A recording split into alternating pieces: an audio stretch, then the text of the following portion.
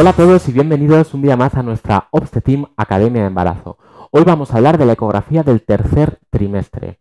Es cierto que en función de dónde llevéis el embarazo, esta ecografía puede ser una única ecografía del tercer trimestre, generalmente realizada en la semana 34, o bien haber varias ecografías del tercer trimestre. En algunos centros, como os digo, más o menos en torno a la semana 34 se realiza la ecografía del tercer trimestre con los objetivos que a continuación os vamos a contar. En otros centros, por ejemplo, nosotros hacemos un seguimiento un poquito más continuado, de manera que hacemos aproximadamente una ecografía cada 4 semanas durante el tercer trimestre para garantizar que el crecimiento fetal está siendo adecuado.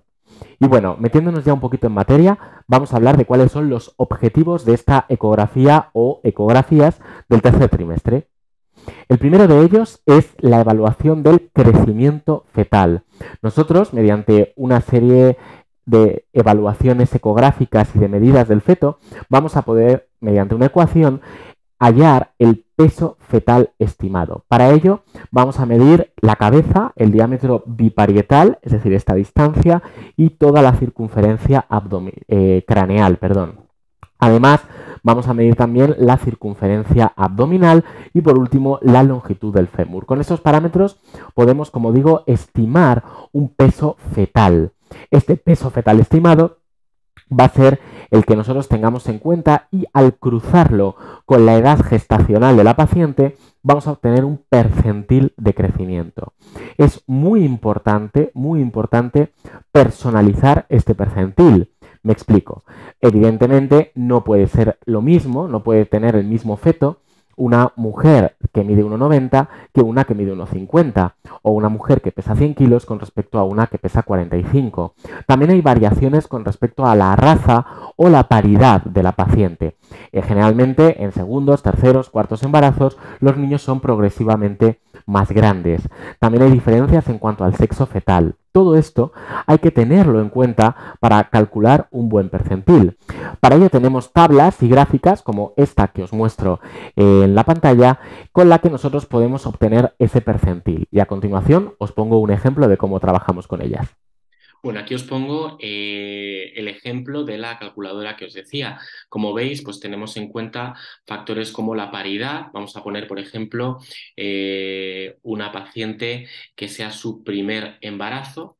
Vamos a poner una paciente europea de 60 kilos de peso al inicio del embarazo, de unos 70 centímetros, o sea, de unos 70 metros, de 170 centímetros y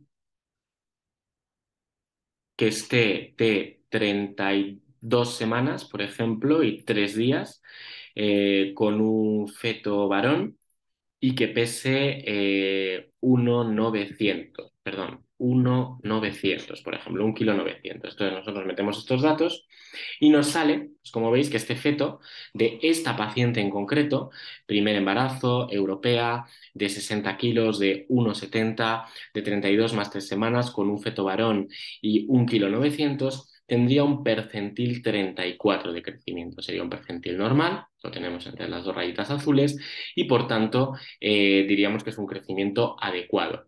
Bueno, pues ahora vamos a coger con el mismo peso fetal estimado y las mismas semanas de gestación, 32 más 3, vamos a hacer pequeñas variaciones para que veáis cómo cambia el percentil. Por ejemplo, simplemente vamos a cambiar el sexo del feto. Antes teníamos un varón, percentil 34, en una niña ya hablaríamos de un percentil 44, es decir, que simplemente cambiando el sexo del feto, el percentil nos ha subido. ¿Por qué? Porque los varones generalmente son algo mayores que las mujeres.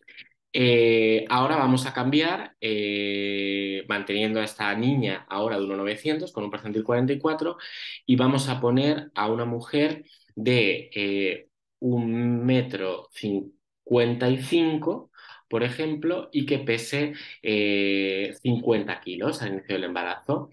Bueno, pues con estos nuevos datos ya nos sube el percentil, siendo lo mismo 1,932,3 semanas a un percentil 66. Fijaos cómo hemos pasado con el mismo peso y las mismas semanas de un percentil 34 en la primera evaluación a un percentil 66. Ahora vamos a cambiar, por ejemplo, la etnia. Vamos a poner que esta paciente es sudamericana. Bueno, pues metiendo estos datos nos bajaría un percentil 55 el peso sin haber cambiado nada. Pasamos de un 66 a un 55. Y ahora vamos a poner, por ejemplo, que fuera su tercer embarazo o más. En ese caso tendríamos un percentil 50.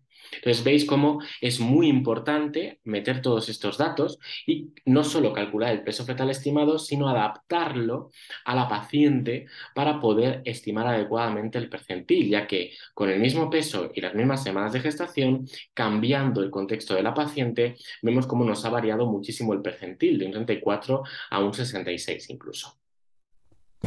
El segundo objetivo va a ser evaluar todavía un poco los anejos que llamamos, es decir, el líquido amniótico, la placenta, etcétera. Algo a priori muy sencillo, pero que tampoco nos debe pasar desapercibido en estas ecografías durante el tercer trimestre. El tercero de los objetivos, muy importante, es evaluar la estática fetal. ¿Por qué? Porque si en esa semana 34, en caso de que solo tengáis una ecografía de tercer trimestre, o bien a partir de la semana 32, el feto debería estar ya colocado en cefálica. La inmensa mayoría de ellos se colocan en cefálica en la semana 32, 33 y no suelen variar su presentación.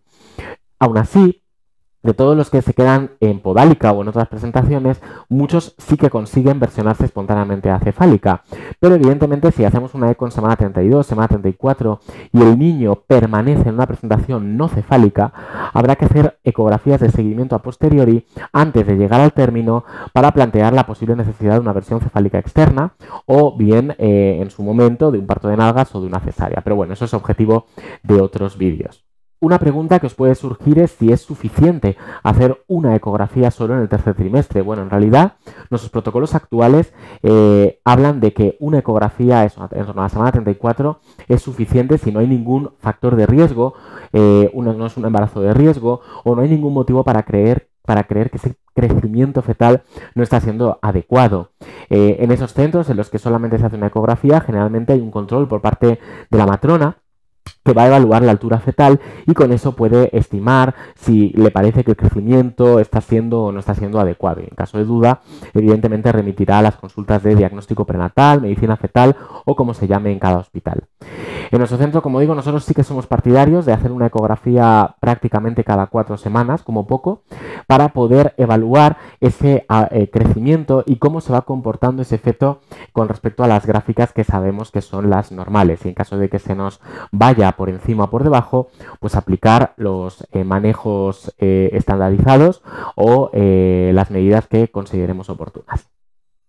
Bueno, pues esto ha sido todo. Espero que os haya sido útil este vídeo sobre la ecografía del tercer trimestre y nos vemos por aquí, por nuestra ObsteTeam Academia de Embarazo. Un saludo, suscribiros al canal y nos vemos en la próxima.